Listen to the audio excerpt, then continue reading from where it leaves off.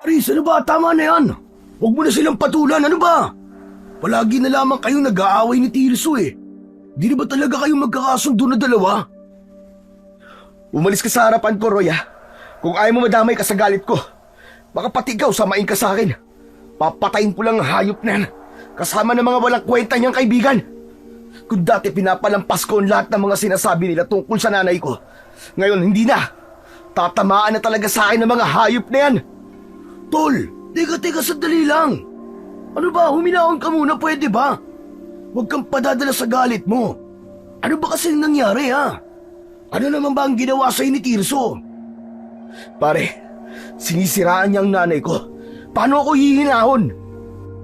Alam mo ba kung ano ang mga narinig ko, Haroy? Sinabi niya na may relasyon si nanay at si Ninong Epi. Sarili niyang ama. Idadamay niya sa kalokohan niya. Hayop siya! Pare, huwag ka sana magagalit. Pero, alam ko rin ang tungkol sa kanila eh. Hindi ko lang sinasabi sa'yo dahil ganyan nga magiging reaksyon mo. Pare, totoo yun. Meron talaga silang relasyon, maniwala ka. Roy, pwede ba? Pati ba naman ikaw? Pambihira ka naman, oo. Alam ko ba magkakampi tayo, ha? Ha? Bakit sinasakayunan mo sinasabi ng kumag na yan? Pasensya ka na, tol. Pero, totoo talaga ang narinig mo mula kay Tirso. Kahit siya, hindi rin siya makapaniwala. Huwag mo akong pinaglololoko, Roy, ha? Ang mabuti pa umalis ka na sa harapan ko. Ano ba? Tapi sabi! Dala ng labis na galit ng may 30 taong gulang na binatang si Aris ay hindi niya pinakinggan ang sinabi ng kanyang kaibigan na si Roy. Agad niyang nilapitan ang lamesa ni Tirso at ng mga kasama nito. Saka itinaob niya sa gitna ng kalsada. Sumambulat ang mga alak sa lupa, kasunod ng tunog ng kamao na tumatama sa muka ng 4 na lalaki. Bumagsak ang mga ito sa lupa, pero agad din naman na nakabangon at gumanti ng suntok kay Aris. Mabilis niyang nailagan ang suntok ng mga ito at gumanti siya ng sipa sa dibdib ng mga kalaban. Muling bumagsak ang mga ito sa nakataob na lamesa, kaya tuluyan nang nakuha nila ang atensyon ng mga tao na naroroon. Putok ang labi ni Tirso nang muli itong bumangon at umatake kay Aris. Tinamaan ang binata sa kanyang pisngi na nakapagpabagsak sa kanya sa lupa. Bigla siyang niluhuran sa tiyan ni Tirso habang nagmumura at pinagsusuntok siya sa kanyang muka. Ginamit ni Aris ang kanyang tuhod at tumama yon sa likod ni Tirso, kaya ito naman ang bumagsak sa lupa. Pagkatapos ay niluhuran niya sa dibdib. 5 beses na tumama ang suntok niya sa mukha nito. Si Roy naman, na dismayado sa pag-aaway ng dating magkaibigan, ay umalis na lang at iniwan sila. Sa pagpapatuloy ng suntukan ni Aris at Tirso, nagsimulang magkagulo ang mga tao at pinaghihiwalay na silang dalawa. Parehong dumudugo ang labi at kilay nila. Nang magkahiwalay ang dalawa, ay malakas ang boses na nagbanta si Aris sa kaibigan. Ikaw na hayop ka! Sa susunod na marinig ko pa ang paninira mo sa nanay ko, papatayin talaga kita! At kapag napatunayan ko na totoo mga sinasabi ko, humanda ka sa akin, Aris. Ako mismo ang papatay sa'yo. Tandaan mo yan! Oo, tatandaan ko talaga, Tirso. Tignan ko lang kung hanggang saan ang tapang mo kapag napatunayan ko na nagkakamali ka sa mga paratang mo. Pagkalipas ng ilang minutong pagtatalo, dumating si Roy, humahangos, pawisan ng muka at namumutla ang labi. Agad itong pumagitna kina Aris at Tirso. Aris, Tirso! Sumama kayo sa akin! Bakit ba? Tumabi ka nga dyan! Hindi pa ako tapos dito kay Tirso. Tama na nga muna ang pag-aaway nyo. Diyos ko naman, Aris, oh. Ang tatay at nanay mo nag-aaway. Wala nang bago doon. Dati na sila nag-aaway, Roy. Kaya tumabi ka na dyan. At hindi pa ako nakakaganti ng suntok dito kay Tirso. Pero Aris, iba na to, tol. Patayan na to. Halika na. Sumama ka na rin sa amin, Tirso, dahil kasama rin ng tatay mo. Halos makipag-unahan sa pagtakbo sa mga tao si Aris papunta sa kanilang bahay. Pagdating nila roon, nadatnan nila ang maraming tao. Nakikiusyoso sa loob ng kanilang tahanan. Bumundol ang kaba sa kanyang dibdib, lalo na nang makita niya ang mga tanod na naroroon.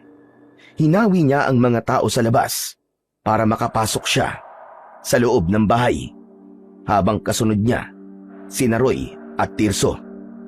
Tabi! Magigiraan! Tumabi kayo! Tabi! Dumiretso si Aris sa loob ng silid ng kanyang mga magulang. Pakiramdam niya ay binuhusan siya ng malamig na tubig nang tumambad sa kanyang paningin ang 3 bangkay. Sina Mang Ipe, na tatay ni Tirso, at ang kanyang mga magulang na sina Aling Delia at Mang Molo. Nakahiga ang mga ito sa nag-iisang katre, duguan at pare-parehong nakadilat ang mga mata. Walang saplot sa katawan ang kanyang ina at tatay ni Tirso. Yun ang patunay na may relasyon nga talaga ang dalawa. Biglang nanginig ang mga kamay ni Aris. Hindi siya halos makapaniwala. Si Tirso naman ay lumapit ng tuluyan sa ama nito. Naluluwa ang mga mata at bumakas ang galit sa anyo. Maya-maya pa ay lumapit sa kanila si Lolo Igme, ang albularyo sa kanilang baryo. Ipinaliwanag nito kung ano ang nangyari sa kanilang mga magulang. Dahil ni Bolo na nakikipagtalik si Delia kay Ipe, kaya nagpag-abot silang dalawa. Aksidenteng nataga ni Bolo ang nanay mo, Aris. Gumanti naman si Ipe ng saksak kay Bolo, at doon na naganap ang pagpapalitan nila ng saksak at taga. Hindi namin sila naawat dahil pareho silang may sandata. Sa bilis na mga pagyayari, wala na rin ako nagawa para gamutin sila. Wala na silang pulso nang umakyat ako rito. Nakatungong pahayag ni Lolo Igme, habang si Aris titig na titig sa katawan ng kanyang mga magulang. Si Tirso naman, na hindi napigilan ang sarili, ay biglang lumapit kay Aris at kwinelyuhan siya nito sa damit. Ano? Nakita mo na? Ano masasabi mo ngayon? Ano? Magsalita ka! Kung nakinig ka lang sana sa akin kanina, hindi sila mamamatay. Kasalanan mo to. Kasalanan mo to! Wala akong kasalanan, Tirso. Ang tatay mo sumira sa pagsasama ng mga magulang ko. Kaya bakit parang ako pa ang sinisisi mo, ha? Kung tutuusin, ang tatay mo talagang may kasalanan dito. Kaya wag mong ibaling sa akin ang sisi. Aris, Tirso, pwede ba tama na yan? Tama na yan, ano ba kayong dalawa? Pareho kayong nawalan ng mahal sa buhay. Kaya wag na kayong magsisihan. Pambira kayong dalawa, oo. Wala na rin naman magbabago eh. Wala na. Patay na sila. Oo, patay na sila, Roy. Pero dalawang nawala sa akin. Kaya kulang pa ang nawala kay Tirso. Ang dapat sa kanya, sumunod na rin sa walang kwenta niyang ama. Hindi na napigilan pa ni Aris ang bugso ng kanyang damdamin. Agad niyang sinuntok sa muka si Tirso. Gumanti rin ito ng suntok sa kanya, ngunit nakailag siya at ang tinamaan ay si Roy. Nasapo ni Roy ang panga na tinamaan ng suntok at galit na nagsalita. Anak ng putya naman, oo! Pati ba naman ako nadadamay sa mga kalokohan yung dalawa? Kung gusto niyo magpatayan, sige! Tuk kayo sa labas! Total, ayaw niyo rin namang magpaawat eh. Sige na! Sa labas niyo iraos ang galit niyo at pabayaan niyo na lamang na nakatiyaya ang mga magulang niyo sa katre na yan habang pinagpipiesta ng mga chismoso at chismosa ang kanilang mga bangkay. Sige! Magpatayan na kayo! O ano? Magpatayan kayo! Bakit kayo tumigil? Magsuntukan na ulit kayo! Total, matatapang kayo, di ba? Huwag kayong magluksa para sa mga magulang nyo! Ano? Sige! Tila natauhan ang dalawa sa mga sinabing yun ni Roy, kaya sabay silang nagbaba ng mga kamao na nakatutok sa muka ng bawat isa. Maya-maya pa ay nagsalita na uli si Lolo Igme. Aris, Tirso, hindi lahat ay idadaan sa init ng ulo. Tama ang sinabi ng kaibigan nyo. Tama ang sinabi ni Roy. Alam nyo na walang kasalanan ng bawat isa sa inyo, hindi ba? Ang mga magulang nyo ang nagkamali. Subalit mga tao lang din sila na hindi makakaiwas sa tukso. Kaya kalimutan na muna ninyo ang galit nyo sa isa't isa. Asikasuhin nyo muna ang katawan ng mga magulang nyo. O siya, aalis na ako. Nandiyan naman na si Kapitan at ang mga pulis. Bahala na kayo rito.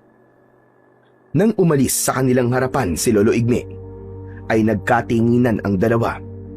Nilapitan nila ang kanilang pamilya. Si Aris, na hindi napigilan ang sarili, umiiyak siyang nakatayo sa tabi ng mga ito. Sa isang iglap ay naulila siya sa kanyang mga magulang. Si Roy naman ay lumapit sa kaibigan at hinawakan ang balikat ni Aris. Nakikiramay ako, pare. Pati na rin sa'yo, Tirso. Salamat, Tol. Salamat, Roy. Pero, hindi ako makikiramay kay Aris. Dahil siya ang anak ng taong pumatay sa tatay ko. At ang ama mo naman, ang pumatay sa nanay at tatay ko. Kaya't simula sa araw na to, hindi na tayo magkaibigan, Tirso.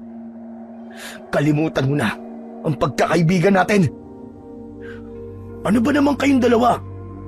Pwede ba? Tumigil na muna kayo kahit ngayon lang. Nakakapagod na kayo ah. Para kayong mga bata, ang hirap niyong sawayin. Baala na nga kayo dyan. Wala na akong pakialam kung magpatayan pa kayo rito. Hindi na hinintay ni Roy na magsalita ang dalawang kaibigan at umalis na ito sa loob ng bahay ni Aris. Si Tirso naman ay sumunod sa mga pulis na kumuha kay Mang Ipe.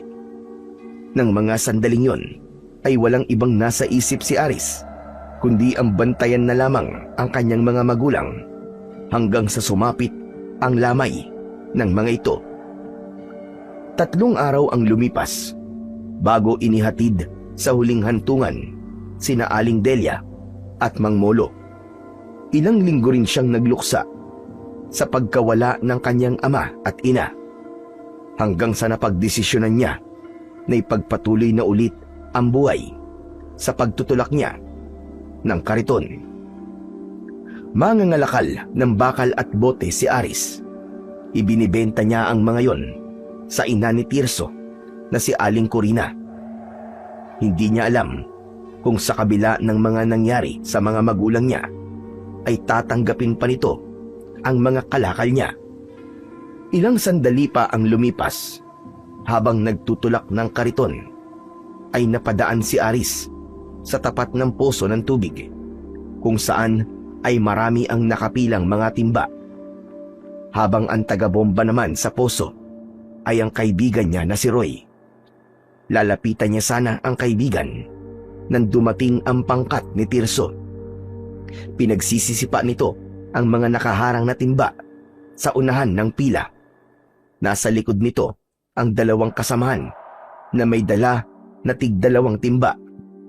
Magmula nang mamatay ang ama nito, ay naging siga na ito sa kanilang lugar. Palagi na itong pinagsisimulan ng gulo. Sa una, ay hindi niya ito pinakikialaman. Pero nang makita niya na nananakit na ito ng ibang tao, ay hindi na siya nakatiis. Nilapitan niya si Tirso. Pare, ano bang ginagawa mo, ha? Huwag mo akong matawag-tawag na pare, ha? Hindi kita kumpare. Nang mamatay ang ama ko, pinutol ko na rin ang ugnayan natin sa isa't isa. Di ba? Nanggaling din yun sa mismong bibig mo. Kaya huwag mo akong pinakikailaman. Umalis ka sa daraanan ko kung ayaw mo samain sa akin. Magmula nang mamatay ang tatay mo, nagkaganyan ka na, Tirso. Dinaig mo pa ako na namatayan ng mga magulang. kung umasta ka, parang ikaw lang ang apektado ah. Baka nakakalimutan mo, 2 nawala sa akin. Samantalang sa'yo, 1 lang. Maawa ka naman sana sa mga taong ginugulo mo. Kahit 1 o 2, pareho lang ang sakit nun. Saka ang mga taong to, hindi sila dapat kaawaan. Wala naman silang nagawa nung nagpatayan ng mga magulang natin, di ba? Sa halip, pinagpiestahan lang nilang lahat ang buhay natin. Kaya para sa akin, ang dapat sa kanila pahirapan din. Huwag silang bibigyan ng katahimikan sa buhay. Wala silang kasalanan, Tirso. At wala kang karapatan na gawin sa kanila ang mga sinasabi mo. Ang totoong may kasalanan sa lahat ng mga nangyari sa kanila ay ang ama mo. Isa pa, bakit pati mga timba ay pinagdidiskitahan mo? Hindi mo ba alam na marami ang umaasa sa tubig na ilalagay sa mga timba na yan, ha? Pakailan mo ba? Bakit ba, ha? Timba mo ba ang sinisipa ko? Hindi naman, di ba? Yun na nga ang hirap sa'yo, Tirso eh. Timba lang ng mga taong walang kalaban-laban ang kaya mong sipain. Bakit hindi na lang akong sipain mo nang makita mo ang hinahanap mo? Dahil sa tensyon, sa palitan ng pagtatalo ni Aris at Tirso, napilitan na naman si Roy na pumagitna sa dalawa.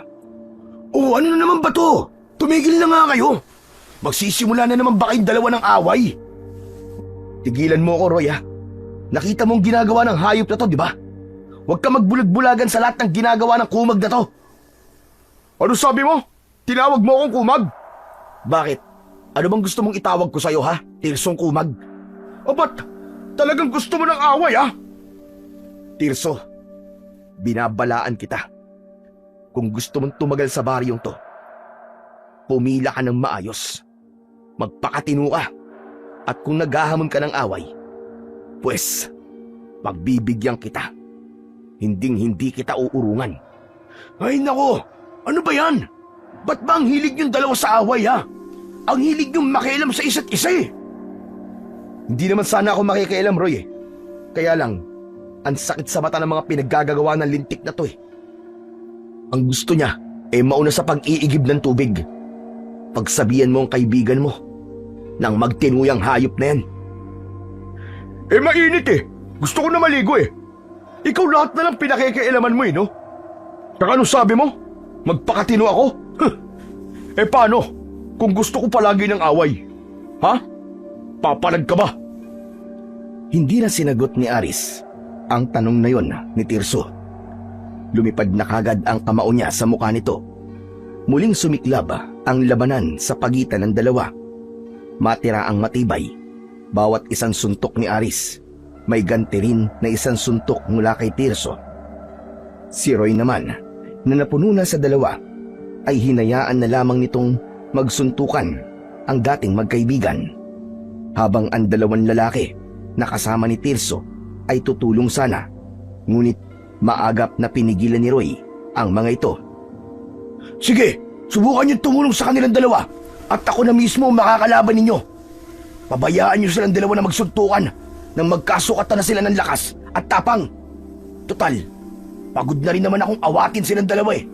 Kayang mabuti pa, pabayaan na lamang sila magpatayan nang matapos ng kanilang pagtatalo.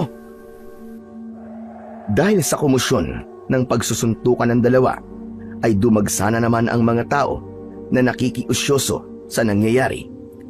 Sa puntong yun, nasa ilalim na si Tirso habang nasa ibabaw si Aris at panay ang pagpapakawala ng suntok sa mukha nito. Matagal na ako nagtitimpi sa yung hayop ka, kaya babasagin ko na talaga ang pagmumukha mo. Napakayabang mo talaga! Humanda ka sa akin! Papatayin kita! Hindi ako natatakot sa'yo. Sa susunod na may inapi ka na naman na tao sa baryong to, manghihiram ka na talaga ng mukha sa aso. Wala kang kinalaman sa ginawa ko kanina. Ikaw itong sumugod, di ba? Kaya ikaw ang nagsimula ng gulo. Hindi mo nga ako pinakikialaman, pero pinakikialaman mo mga tao dito. Kapag may pinakialaman ka pa sa mga taga rito, parang ako na rin ang pinakikialaman mo. Kaya ngayon, ako naman ang makikialam sa'yo. Nagpatuloy sa palitan ng suntok ang dalawa hanggang sa biglang dumating ang mga tanod ni Kapitan. Inawat sila ng mga ito at pinaghiwalay Maya-maya pa ay dumating na rin si Lolo Igme. Dismayado itong napatitig sa muka ni na Aris at Tirso. Talagang hindi na ba kayo titigil na dalawa? Hanggang kailan ba matatapos sa pag-aaway ninyo? Dati kayo magkaibigan na. Bakit kayo umabot sa ganito? Kasi ang lintik na yan eh. Mahilig ba kayo sa ginagawa ko? Dahil mali ka, Tirso. Alam ko kung anong ginawa mo kanina. Kaya kayo nagsuntukan ni Aris. Sige, kampiyan niyo pa ang lalaking yan. Tutal, siya naman ang maginoong barumbado sa lugar na to eh. At ako ang palaging masama sa paningin ninyong lahat, di ba? Mabuti naman at alam mo. Tumigil ka na, Aris. Palaging ikaw rin ang nagsisimula ng gulo. Palagi ninyong idinadaan sa init ng ulo ninyo. Bakit hindi kayo magkasundo? Wala namang mababawas sa pagkalalaki niyong dalawa kung magpapakumbaba kayo sa isa't isa. Kahit kailan, hindi ako susuko sa hayop na yan. Itaga niyo sa bato. Hindi na may babalik sa dati ang pagiging magkaibigan namin, Lolo Igme. At hindi rin ako magpapakumbaba sa kanya. Tsaka sandali nga lang, Lolo Igme. Bakit ba kayo nakikialam sa amin, ha? Lolo ba kita? Hindi kita kaano-ano, ah. Isa pa, wala kang pakialam sa akin. Kaya umayos ka. Hindi porket matanda ka eh. Hindi na kita papatulan. Hindi rin naman ako pumapatol sa mga taong nag-iisip mata. Isa pa, may pakialam ako sa inyo dahil ako ang pinakamatanda sa lugar na ito. Ako magtutuwid sa maluktot ninyong pag-uugali. Tumigil ka na, pwede ba? Wala kang kinalaman sa buhay ko. Wala kang ambag. Pamilya mo ang asikasuhin mo. Siya nga pala, wala ka nga palang pamilya. Hindi na rin ako magtataka kung nabubuhay ka ng mag-isa. Nabubuhay nga ako ng mag-isa dahil mas pinili ko magbantay sa baryong ito. Iniwan ko ang pamilya ko para gamutin ang mga may sakit sa baryong ito. Eh ikaw, ano ba nagawa mo tama sa baryong ito? Sige nga, magsabi ka kahit isa. Lintik, wala akong panahon makipagtalo sa inyo. O ano, nakita mo na? Pati matanda, hindi mo na ginagalang. Bastos kan talaga. Ewan ko sa inyo. Magsama-sama kayong lahat. Mga buwisit, mga peste kayo sa buhay ko. Pagkasabi ni Tirso nun, ay agad na itong tumalikod sa kanila. Kasama ang dalawa nitong kaibigan. Naiwan sina Roy, Aris at Lolo Igme na nagkatinginan sa isa't isa. Iiling-iling ang matanda na umalis sa lugar na yon, kasama ang mga taong nakikiusyoso. Si Aris naman, pinunasan ang dugong umaagos sa kanyang labi. Ano? Masaya ka bang nairaos ang galit mo, ha, Aris? Sabihin mo. Isa ka pa. Nakita mo na kaninang ginawa ni Tirso eh. Pero wala kang ginawa. Hindi ko alam kung kaibigan pa ba kita eh. Ni hindi mo man lang inawat si Tirso. Kawawa naman ang mga tao na nakapila kanina. Nasira pa tuloy ang kanilang timba. Alam mo, ikaw na yata ang kilala kong barumbado na mahilig tumulong sa kapwa. Nasaan ba ang kariton mo? Marami ka na bang nakuwang kalakal? Pag-iiba ni Roy ng usapan para hindi mabaling sa kanya ang galit ng kaibigan. Wala pa ako nakukuhang kalakal. Nawala na pati ako ng gana. Nakakainis talagang buhay to, oo. Buisit. Teka, oo nga pala. May iba ako ng usapan, Aris. Alam mo na ba yung balita? Si Tirso kasi, hindi pa rin niya alam eh. Ano ba yung balitang sinasabi mo? Pare, huwag ka mabibigla ah.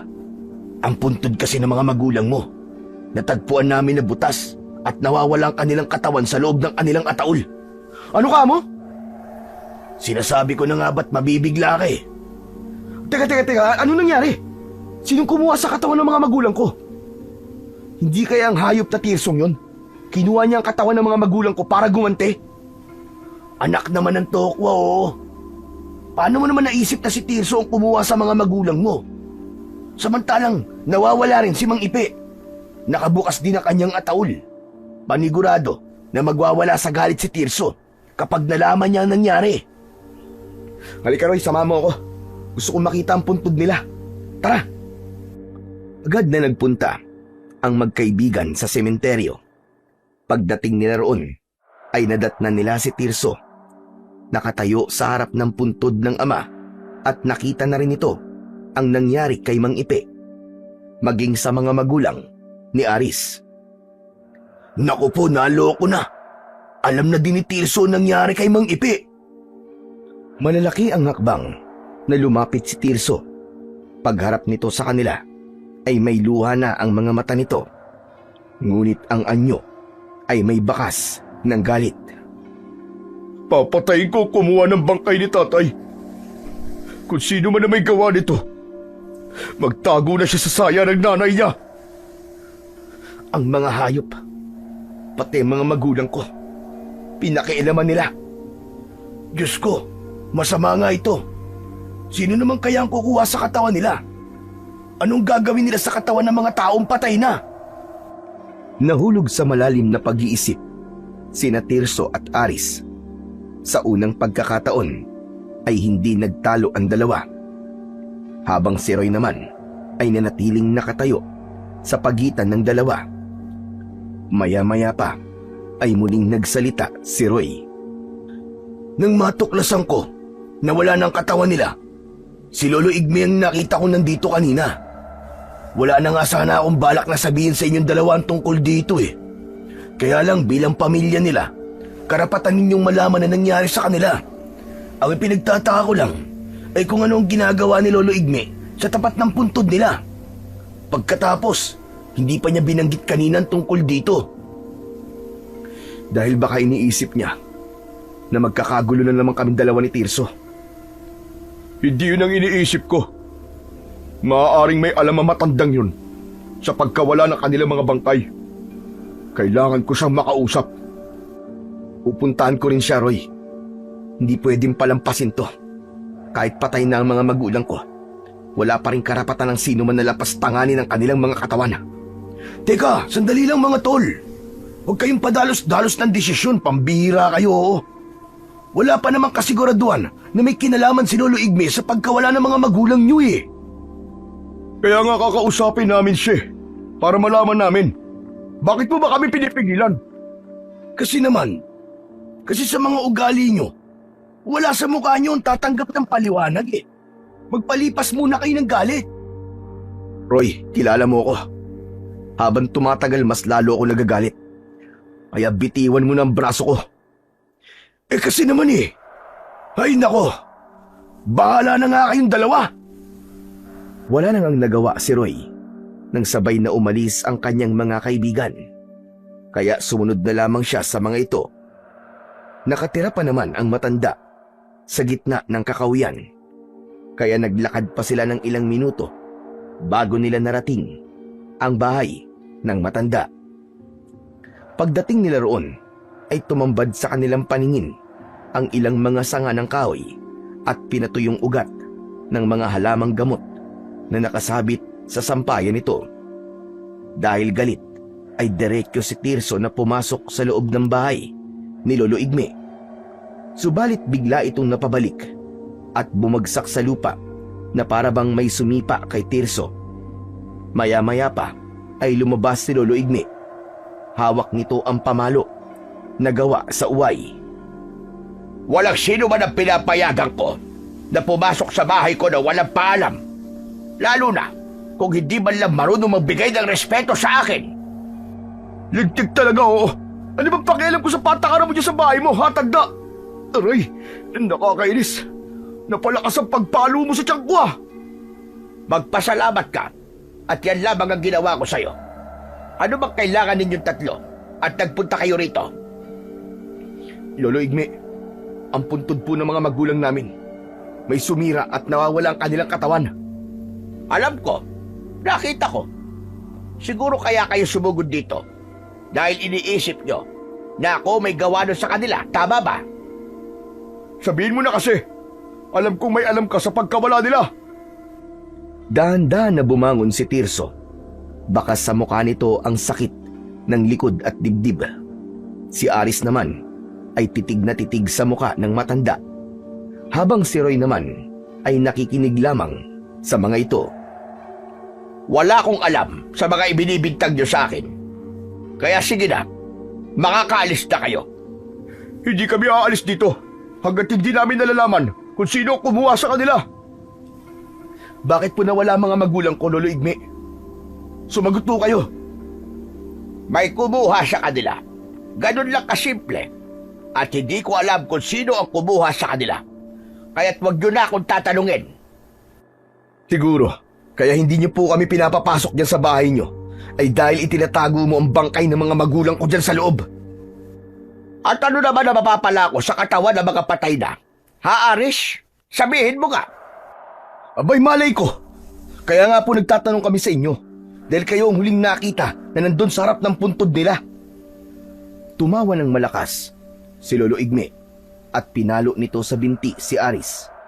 Biglang bumagsak sa lupa ang binata at nagtataka sa kakaiban lakas ng matanda. Nakita naman ni Tirso ang nangyari kay Aris at sinubukan nitong suntukin ang matanda. Pero nakaiwas ang matanda at gumanti uli ng palo sa braso ni Tirso. Ni hindi umalis sa kinatatayuan si Lolo Igme. Parang masaya ito sa ginagawa ng dalawa. Kahit kamay lang nito ang gumagalaw, ay hindi nila ito mapatumba. Lolo Igme, ano po bang ginagawa nyo? Bakit nyo po sila sinasaktan? Hindi ko sila sinasaktan, Roy. Sila naman ang unang sumugod sa akin, hindi ba? Tsaka, tinuturuan ko lang sila ng leksyon. Tignan mo nga, oh. Hindi ba't masayang makita na magkasama silang dalawa? Sabihin nyo na po kasi kung nasa ng bangkay ng mga magulang ko, Lolo Igme. Ilang beses ko man sasabihin sa inyo na hindi ko nga alam kung nasaan sila. Sige na, tumayo na kayo dyan at makakaalis na kayo. Mga istorbo kayo. Napapangiwi ang muka na tumayo sina Aris at Tirso para harapin ang matanda. Bakit nyo po ba kami ginaganito, ha? Ano ba kasalanan namin? Oo nga, bakit kailangan niyo pa kami saktan? At saka, kung hindi po kayo kumuha sa mga bangkay, sinong gagawa nun sa kanila, Lolo Igme? Pasensya na, pero wala akong sasabihin sa inyo. Hindi pa ito ang tamang oras para malaman nyo kung sino ang kumuha sa kanila. Pero binibigyan ko kayo ng pagkakataon na mahanap sila. Sa isang kondisyon, kapag malakas na ang loob nyo na lumaban at may sapat na kayong sandata, bumalik kayo rito at saka ko ipapaliwalag sa inyo kung bakit. Teka, pambihira naman, oo. Bakit naman po hindi nyo pa sabihin? Bakit kailangan nyo pa kaming pahirapan? Masasagot ko lang ang tanong ninyo. Kapag malakas na ang loob nyo at kaya nyo nang lumaban sa akin, maliban na lamang kung kayo mismo makakatuklas kung sino ang kumuha ng mga pamilya ninyo. Hala, sige na. Masyado ko napagod kanina. Kailangan ko na magpahinga. Hindi na hinintay ni Lolo Igme na magsalita pa ang tatlo. Tinalikuran na sila nito at pumasok sa maliit nitong kubo. Isinara nitong mabuti ang pinto at naiwan naman ang tatlo na nahulog sa malalim na pag-iisip. Si Tirso ang unang bumasag sa katahimikan. Gagawa ko ng paraan para makahanap ng sandata na makakatalo kay Lolo Igme. Kung kinakailangan magnakaw ako para makabili ng baril, gagawin ko. Mahanap ko lang ang katawan ng tatay ko. Tirso, hindi mo pwedeng gawin yan. Baka may plano si Lolo Igme, kaya hindi niya sinabi kung nasan si Mang Ipe. Kahit na, halata naman na may tinatago siya sa atin eh. Isa pa, hindi ko kailangan ng opinyon mo. Hindi mo ako mapipigilan, Roy. At ikaw, Aris, ano, sasama ka ba sa akin? Magdanakaw ako para bumili ng baril. Hindi ako sasama sa iyo, Tirso. Kaya wag mo na akong idamay dyan sa kalokohan mo. Hindi rin kita pipigilan sa binabalak mong gawin. Dahil wala naman akong pakialam sa'yo. Kung ayaw mo, di wag. Basta ako, gagawin ko to para sa tatay ko. Pagkasabi nun ni Tirso, ay tumakbo na ito papalayo sa kanila. Ang mga naiwan naman na sina Roy at Aris ay magkasabay na umuwi. Binalikan ni Aris ang kanyang kariton sa tapat ng poso. O paano, tol? Maiwan na kita rito, ha? Marami pa akong gagawin eh. Huwag mong masyadong damdamin ang pagkawala ng mga magulang mo. Sa halip, umisip ka ng ibang paraan para mahanap sila. Samantalain mo ang pagtutulak mo ng kariton. Malay mo, kapag naglakad-lakad ka, ay meron palang ibang nakakita sa nangyari sa kanila. Huwag kang mag-alala, Aris. Mahahanap mo rin sila. Salamat pare. Isang tango at tapik sa balikat ang isinukli ni Roy. Sa sinabing yun ni Aris, ipinagpatuloy niya ang paglalakad. Tulak ang kariton. Ilang oras ang lumipas ay hindi na malayan ng binata na napuno na niya ang kanyang kariton ng mga kalakal. Dinala niya yon sa bahay ni Tirso para sana ibenta. Subalit nagulat siya nang makitang sarado ang junk shop ng mga ito. Kaya naman, wala nang nagawa si Aris kundi ang bumalik sa kanyang bahay. At dahil medyo malayo ang kinaroroonan ng junk shop ni Aling Corina, inabot siya ng gabi sa daan. Habang ang tunog lang ng gulong ang naririnig niyang ingay sa paligid, maya-maya pa ay nakita niya si Tirso. Tumatakbo itong pasalubong sa kanya. May dala itong kulay asul na bag at inihagis yun sa kanyang kariton. Hoy, Tirso! Tirso, bumalik ka! Ano to? Tirso! Hindi man lang siya pinagkaabalahang lingunin ni Tirso. Sa halip ay dire-diretso ito sa pagtakbo, papalayo sa kanya. Para bang may humahabol dito. Kaya naman, wala nang nagawa si Aris kundi tignan ang bag sa kariton. Hinawakan niya yon at kinalog. Sira ulo talagang Tirso na yun ah. Ano kaya to? Teka, bakit kaya mabigat? Saktong bubuksan ni Aris ang bag nang dumating ang 3 pulis at nakita siya. Agad siyang tinutukan ng baril sa leeg ng isa sa mga pulis. Habang ang 2 naman itong kasama ay hinawakan siya sa tigkabilaan niyang braso at sinabi na hinuhuli siya sa salang pagnanakaw sa isang negosyanteng babae. Kasabwat daw siya ng tumakbong lalaki kanina, kaya alam na ni Aris kung sino ang tinutukoy ng mga ito. Kaya't pilit siya na nagpumiglas. Sir! Hindi po akin yan, sir! Yung kariton akin po, pero yung bag, hindi po sa akin yan! Kahit na anong gawin na paliwanag ni Aris sa mga pulis na humuhuli sa kanya, ay hindi maniwala ang mga ito. Lalo na ang pulis na may hawak sa kanyang damit at nagtutok ng baril sa kanyang muka. Sinabi ng lalaki na lumang tugtugin na raw ang kanyang dahilan. Alam na raw nito ang ganung mga palusot. Sir! Sir naman, pakinggan niyo naman po ako! Bakit hindi ang tunay na kriminal ang huliin ninyo? Namumulot lang naman ako ng basura eh. Nangangalakal lang po ako, sir. Hindi po ako magnanakaw. Ito nga po ang karton ko. Maniwala kayo. Talagang inihagis lang po sa akin yan. Wala po talaga akong alam dyan, sir. Habang nagpapaliwanag si Aris sa isang pulis, ay panay na ang tulak ng mga ito sa kanya. Dala ng labis na galit ng pulis, ay ipinataas pa sa kanya ang 2 niyang kamay at sa presinto na raw siya magpaliwanag. At kung magmamatigas pa raw siya, ay mapipilitan daw ang mga ito na paputukan siya. Wala siyang mahingian ng tulong para ipagtanggol siya sa mga pulis dahil gabi na ng mga oras na yon. Isa lang ang tumatakbo sa kanyang isip. Yun ay kung paano siya makakatakas sa mga pulis.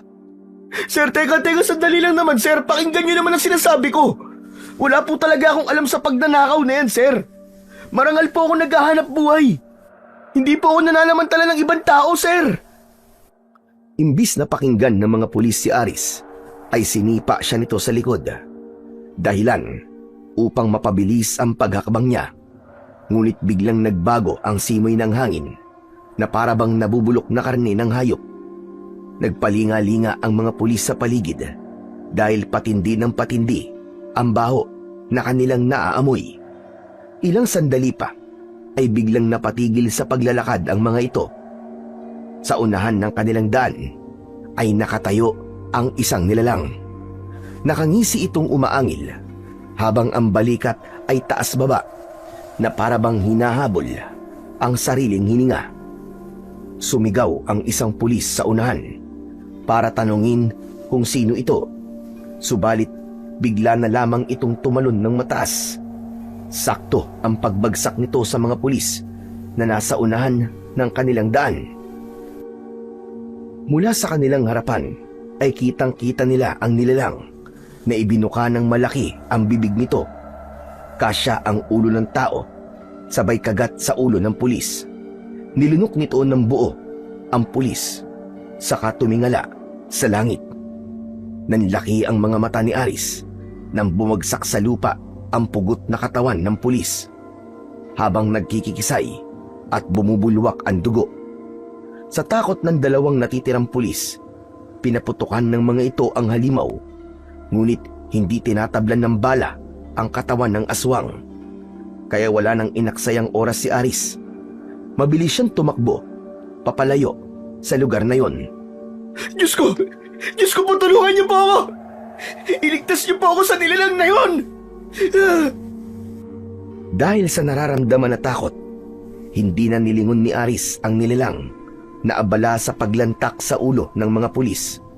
Halos hindi lumapat ang kanyang mga paa sa lupa dahil sa pagmamadali. Sakto na makakasalubong niya si Roy. Agad niyang hinila ang kamay nito pabalik sa bahay ni Tirso. Teka, sandali tol! Ano ba nangyayari? Bakit tayo tumatakbo? Huwag ka na magtanong, Roy. Ang mahalaga, makaalis na kagad tayo sa lugar na to. Ayaw pa sanang sumama ni Roy, pero mapilit si Aris. Agad silang tumakbo at tinahak ang daan papunta sa bahay ni Tirso. Pagkalipas ng ilang sandali, narating na nila ang bahay ng kaibigan. Mabuti na lang at nakabukas ang pintuan nito. Walang paalam na pumasok ang dalawa sa loob ng bahay ni Tirso. Nadatnan nila si Tirso na nagmamadali sa pagpalit ng damit. Si Aris na hindi napigilan ng sarili ay bigla na lang sinuntok sa muka si Tirso. Teka, sandali lang, Aris. O sinuntok? Oo nga naman, Aris. Bigla mo nalang sinuntok si Tirso. Bakit ba? Ang hayop na yan, Roy. Ipinahamak niya ako sa mga pulis. Nagnakaw siya ng bag, tapos sa kariting ko tinapon. Mabuti na lang nakatakas ako. Tirso, totoo bang sinasabi ni Aris? Nagnakaw ka na naman. Oo na. Nagnakaw na naman ako. Eh ano naman ngayon kung nagnakaw ako? Pakin niyo ba? Hindi naman sana magkakaproblema eh kung hindi pinairal ni Aris ang kahinaan ng kanyang isip. Ang lintik na to. Sinisi mo pa ako? Sino walang isip sa atin dalawa, ha? Sino? Anak naman ng kamote, oo. Kung ganun, ginawa mo pa rin ang sinabi mo kanina, ha, Tirso? Oo nga, ang kulit mo naman eh. Isa pa, hindi ko naman sinasadya yun eh. Nataranta lang ako kanina kaya naihagis ko ang bagsakan nito ni Aris. Isa pa, dati ko naman itong ginagawa, di ba?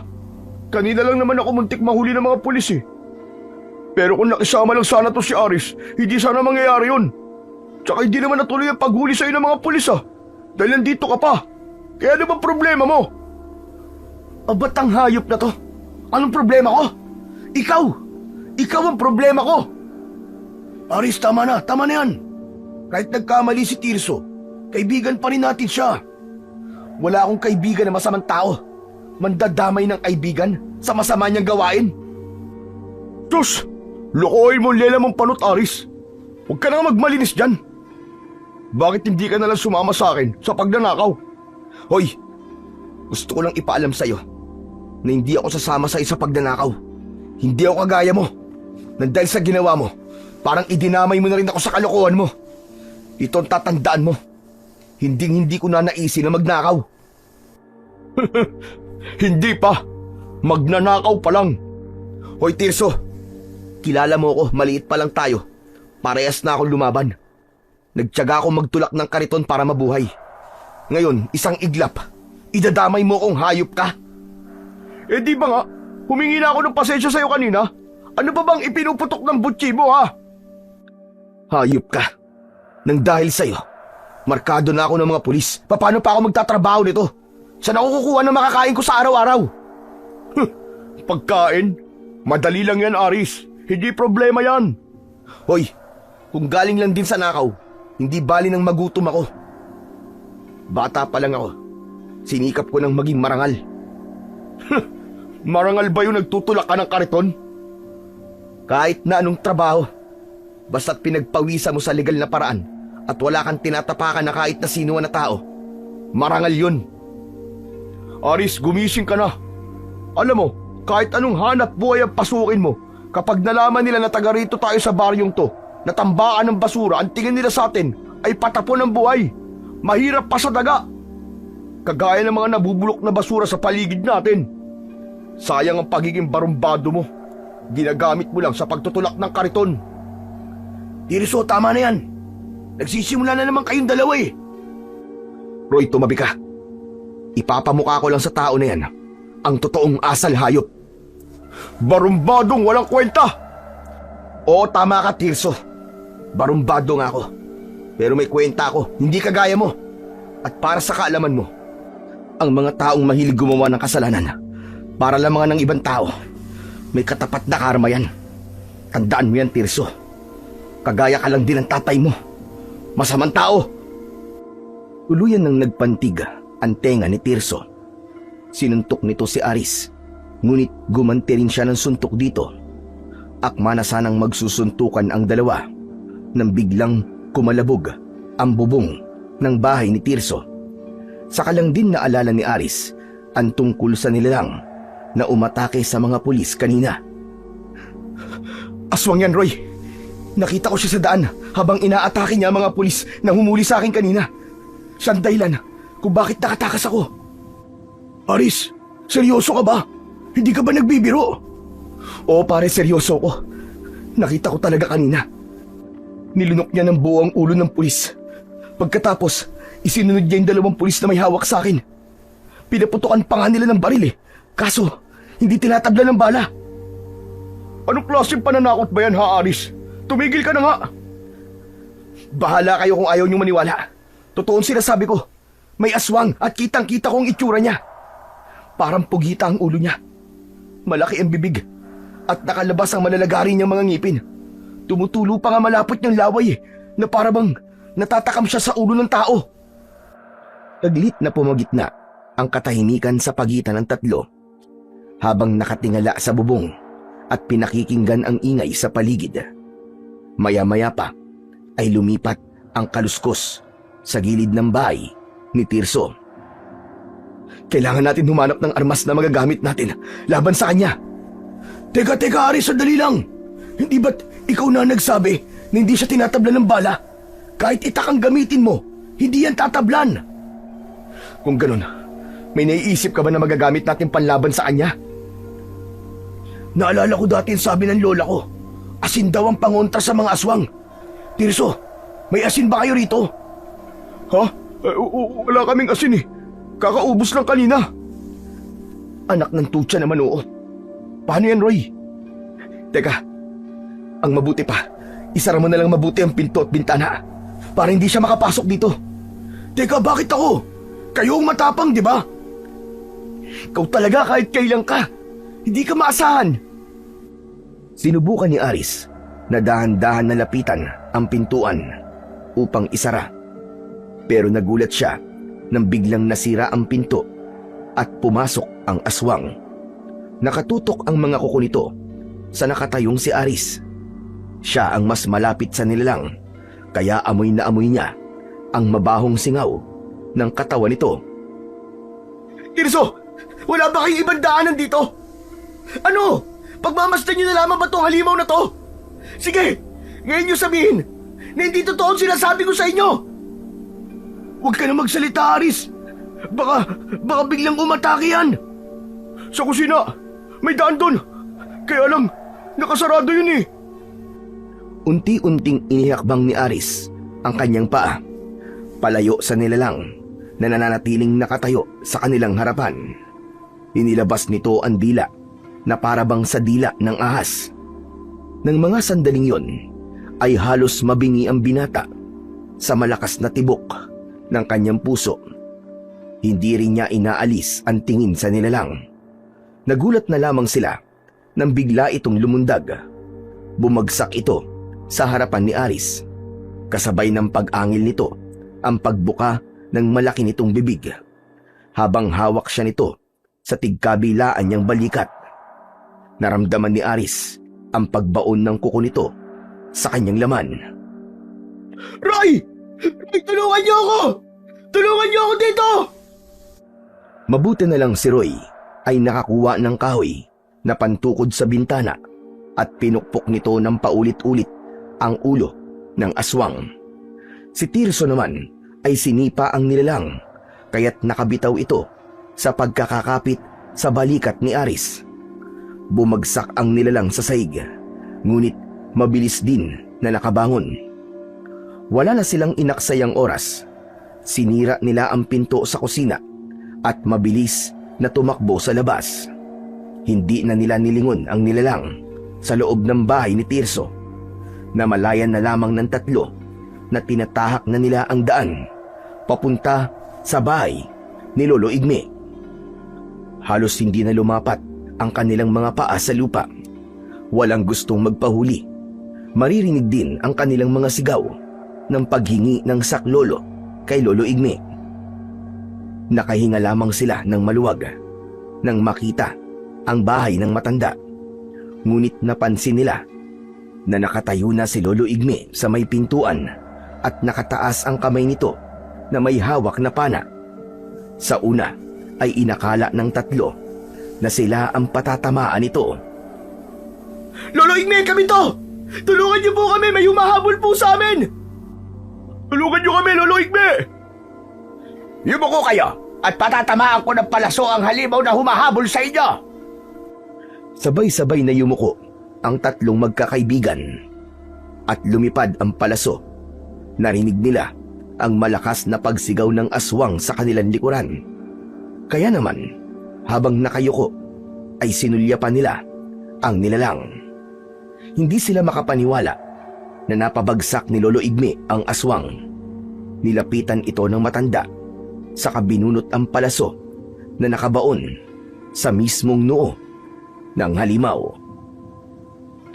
Marami pa ang ganyan sa lugar na ito, kaya mag-iingat kayo.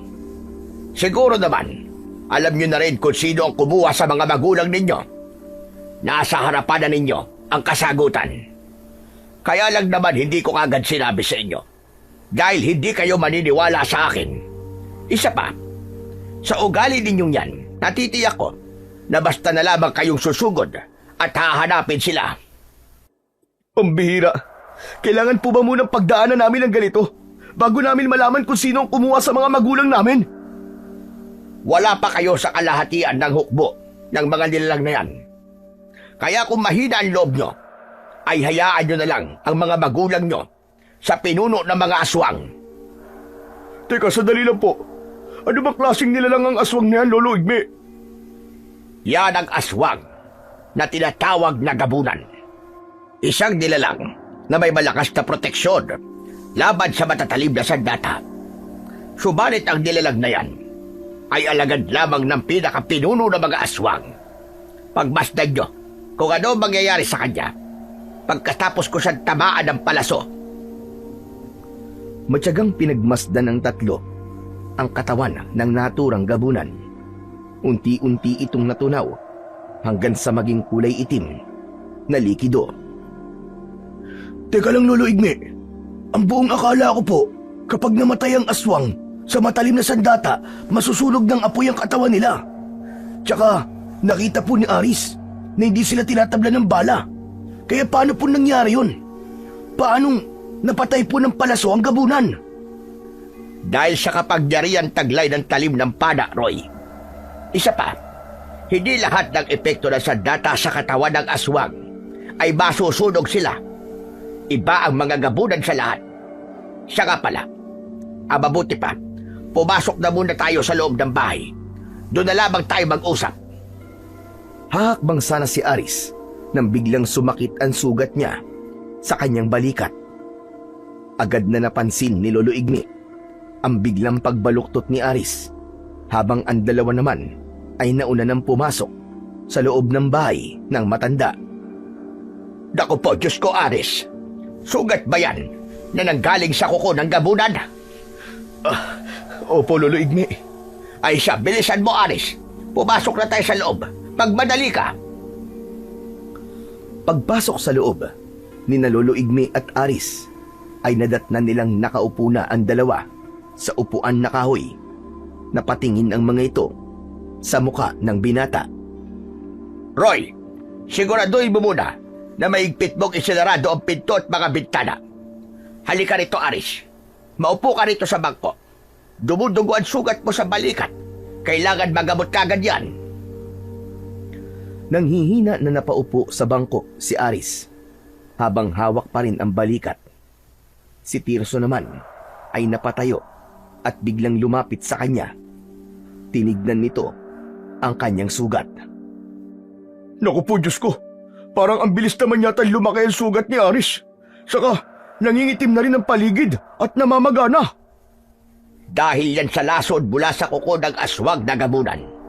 Ang kailangan ay mapigilan ang pagkalat ng lason.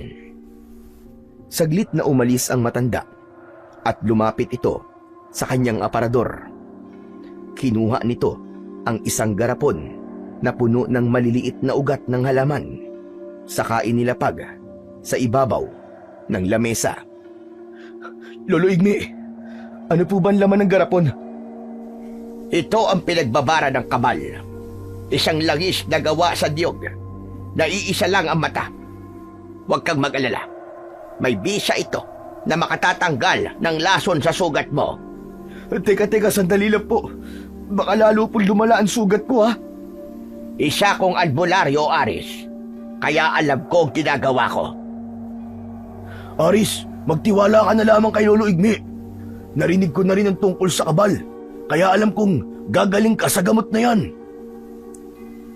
Mawalang galang na po. Ano po ba yung kabal, Lolo Igme? Ang kabal ay isang pangkalahatang proteksyon na ang ibig sabihin ay kunat. Ang pinagbabara nito ay magagamit laban sa masasamang elemento, katulad ng palaso na pumatay sa gabunan kanina. Kung minsan naman, ito ay ginagawang kwintas o itinathali sa bewang. Habang nagsasalita, si Lolo Igme ay binuksan nito ang takip ng garapon. May maliit na kahoy na nakalagay sa loob na siyang ginamit ng matanda para maglagay ng langis sa palad nito. Saka idinampi sa sugat ni Aris. Sa una ay naramdaman ni Aris na medyo umiinit yon.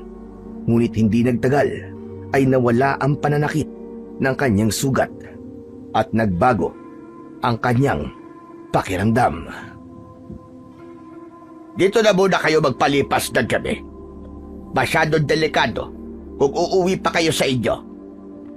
Hanggang ngayon po, ay di pa rin ako makapaniwalang may mga aswang na gabunan sa baryo natin. Matagal nang may mga gabunan sa baryong ito, Tirso. Maigpit lang ang ginagawa kong pagbabantay sa kanila. Ngunit ngayon, nararamdaman ko na lumalakas sa kanilang puwersa. Kaya marami na ang nakakalusot sa akin. Lolo, ano pong ibig niyong sabihin? Bukod sa pagiging albularyo, ay isa rin akong manunugis ng gabunan. Matagal ko na binabantayan ang baryong ito. Sinisikap ko na walang makaalam ng tungkol sa kanila para sa pagpapanatili ng katahimikan sa lugar na ito. Subalit hindi ko sila napigilan. May nakakalusot pa rin. Ay dako, isa pa sa mga dumagdag sa mga alalahanin ko ay ang pagkawala ng mga bangkay sa sementeryo. Yun ang isa sa mga palatandaan ng muling pag-aasik ng lagim ng pinuno ng mga gabunan sa ating baryo. Kung ganun po, mababawi pa po ba namin ang katawan ng mga magulang namin? Walang kasiguraduhan na mababawi niyo pa ang mga magulang niyo. Lalo na kung nakuha na sila ng pinuno ng mga gabunan na may taglay na itim na kapangyarihan na kayang bumuhay ng patay. Teka, Lolo Igme. Ang ibig niyo po ba sabihin gagamitin ng pinuno ng mga gabunan ang mga bangkay para sa kanyang pag-asik ng lagim? Abay, paano po natin siya mapipigilan? Mapipigilan siya kapag ginamit sa kanya ang sandatang nakababad sa pinagbabara ng kabal. Katulad nitong langis na iginamot ko kay Aris. Sa oras na malagyan ng langis ang talim ng kahit na anong sandata, tatagos yun sa katawan ng aswang hanggang sa matunaw sila. Ang tao naman na may sandata at nakainom ng alak na may pinagbabara ng kabal, magtataglay naman siya ng isang araw na proteksyon. Pambihirang lakas at bilis, kukunat din ang kanyang balat, at hindi naman siya tatabla ng kuko o kahit na anong talim na gagamitin laban sa kanya. Si Roy naman, na kanina pa nakikinig, ay sumingit na rin sa usapan ng tatlo. Kung ganun po, may kapangyarihan po kayong taglay ng kabal, Lolo Igme.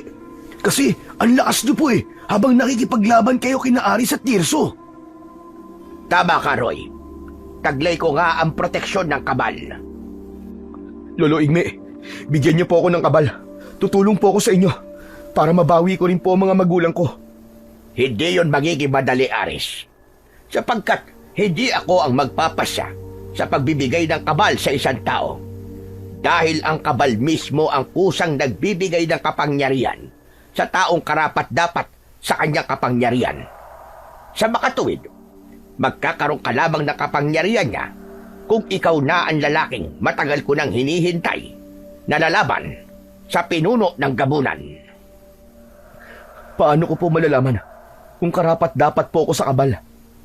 Kapag nakainom ka ng 3 lagok ng alak na may kabal, gagamitin ko sa iyo ang pana na pumatay sa gabunan kanina. Bukod pa roon, magpapakita muna ito ng mga senyales bilang unang pagsubok. Teka, ano po? Pambihira naman oo. Gusto ko pa po mabuhay. Wala po bang ibang paraan para malaman kung karapat-dapat po ako sa kabal? Wala na, Aris. Wala nang ibang paraan kundi ito lang. At sa oras na pumayag ka na panain ko, susukatin naman ito kung gaano katatag ang iyong loob. Mahirap po palang pagdadaanan bago magkaroon ng kapangyarihan, Lolo Igme. Tama ka. Ang tawag nga doon ay pagsubok, hindi ba? Kung hindi mo yun malalampasan, wala kang karapatan para sa kapangyarihan ng kabal. Saglit na nahulog sa malalim na pag-iisip si Aris at wala sa loob na nahawakan niya ang kanyang sugat. Nanlaki ang kanyang mga mata nang wala na siyang nararamdamang sakit mula roon. Napansin naman yun ni Lolo Igme. Kita mo na, ganyan kabisa ang kabal, Aris. Kaninang umaga, kaya hindi ko hinayaan na pumasok kayo sa bahay ko dahil ilang beses na akong pinagnakawan ng garapon na may laman ng kabal. Ang hindi nila alam, sa oras na pinakailaman nila ang garapon nang walang pahintulot ko, biglang mawawala ang lakas ng kanilang mga kamay at hindi nila maigagalaw yon hanggat hindi ko sila ginagamot. Nang mabanggit ni Lolo Igme ang tungkol sa pagnanakaw, ay napatingin si Roy at Aris kay Tirso. Oo. Bakit ganyan kayo makatingin sa akin, ha? Para maisip mo na ang pagnanakaw ay mali talaga, Tirso. Paano kung ang napagnakawan mo ng pera kanina ay may kakayahan na katulad ng kay Lolo Igme? Hiyari ka talaga pag nagkataon. Mawawalan ka talaga ng kamay. Totoo yan, Roy. Maswerte ka, Tirso, at walang alam sa mga ganitong bagay ang mga nabibiktima mo. Nako, pag nagkataon talaga, Tirso, at binalas-malas ka pa, patay ka talaga, bata ka. Teka. Tinatakot niyo naman na yata ako dyan, Hindi kita tinatakot, Tirso. Nagsasabi lang ako sa'yo ng totoo. Ang pagnanakaw ay gawain lamang ng mga taong walang kontento sa sarili. Yung mga taong mapanlamang. Yung taong hindi masaya sa kung ano lang ang meron siya. Hindi naman po yun tungkol sa luho. Kaya ako nagawa yun, Dahil balak ko pong bumili ng baril para hanapin si tatay. Hindi ko naman po akalain na ganito pala ang mangyayari. Matagal ka nang nagnanakaw, Tirso. Kaya wag mo nang gamitin ang dahilan ng tatay mo para makagawa ka ng kasalanan. Isa pa, kaibigan mo si Aris. Sana naman Natauan ka sa mga nangyari. Teka, sandali nga, bakit naman napunta sa akin ang usapan? Pambihira naman talaga, oo. Ako na lang palagi.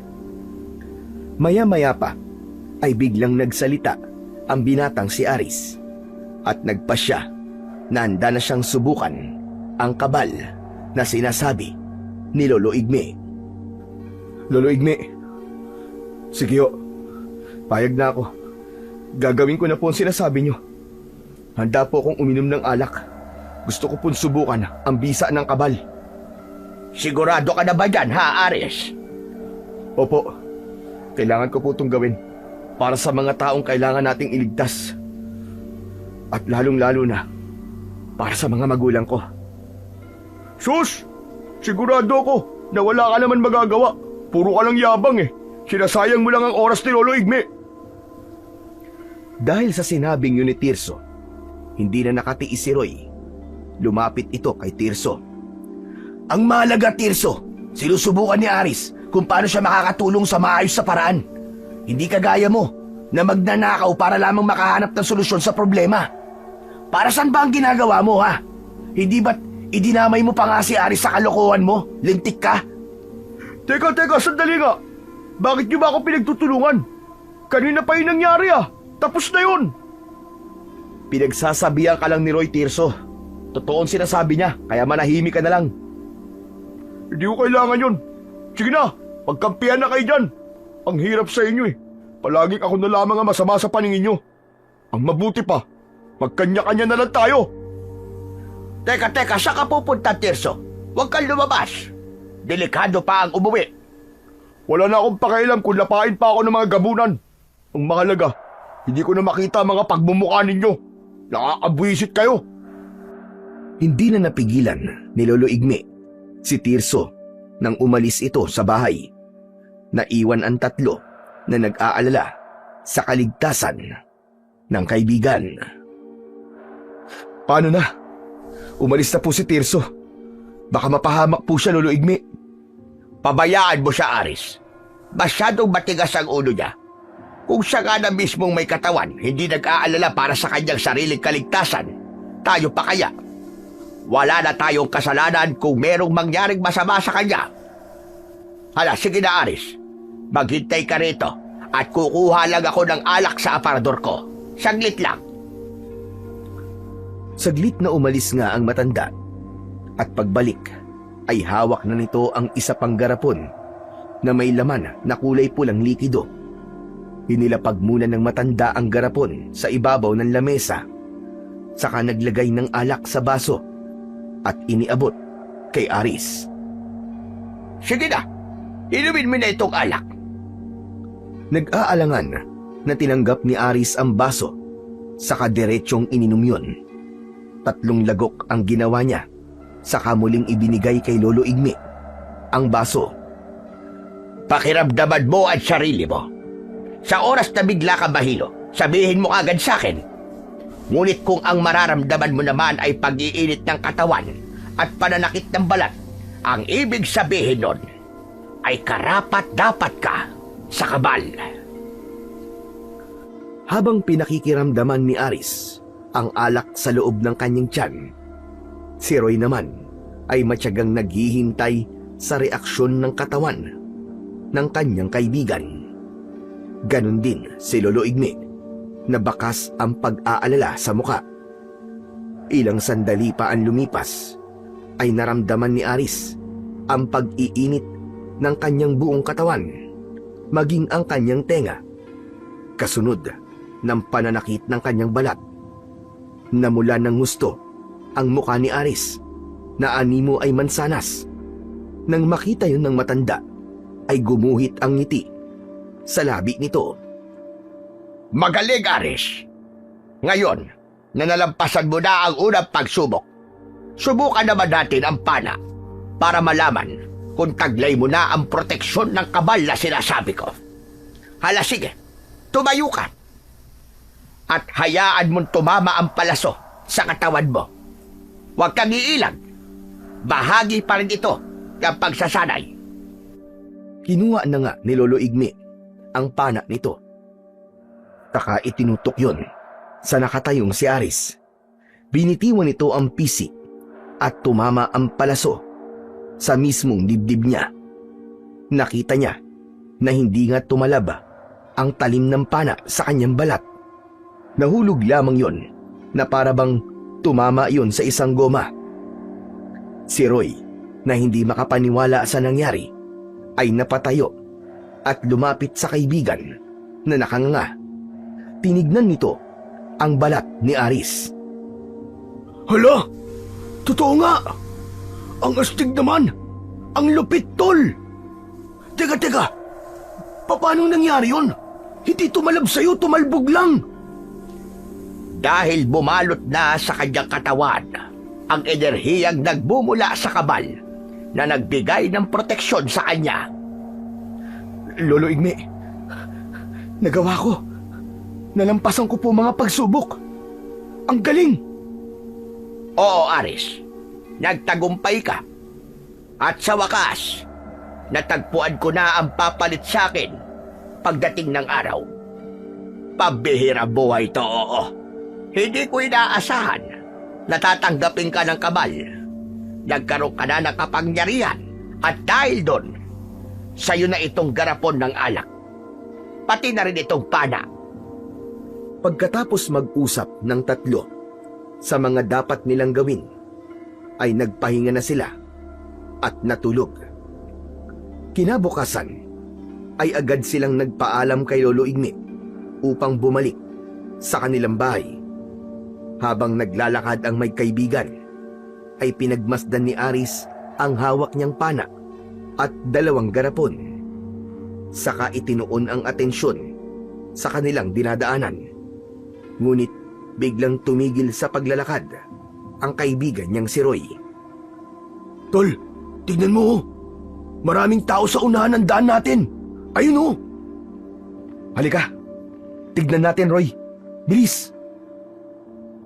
Malalaki ang hakbang na nilapitan ng magkaibigan ang pinagkakaguluhan ng mga tao at nagulat sila nang makitang merong lalaki na nakahandusay sa gilid ng daan. Pugot ang ulo nito na hindi na halos makilala dahil nagkalasog-lasog na ang katawan nito, habang ang dugo ay nagkalat naman sa lupa, pati na ang mga lamang loob. May bakas pa ng panlalaban ng biktima sa nilalang na umatake rito. Inilinga ng magkaibigan ang paningin sa paligid at sa dulo ng daan ay meron din pinagkakaabalahan ang mga tanod. Meron pang isa na namatay sa kabilang gilid ng daan. Bigla ang pagbundol ng kaba sa dibdib ni Aris. Yun ang sinabi ni Lolo Igme na palatandaan ng muling paggasik ng lagim ng mga aswang na gabunan. Nagkatinginan ang magkaibigan na sina Roy at Aris. Biglang bumakas sa kanilang anyo ang pag-aalala para sa kaibigan nilang si Tirso, lalo pa at mag-isa lang itong umalis kagabi. Anak ng... Sana walang nangyaring masama kay Tirso kagabi. Sana mali tayo ng hinala, Roy. Anak ng teteng, oh. Kailangan kong puntahan si Tirso para malaman natin kung talagang ligtas siyang nakauwi kagabi. Bigla tuloy akong di mapalagay.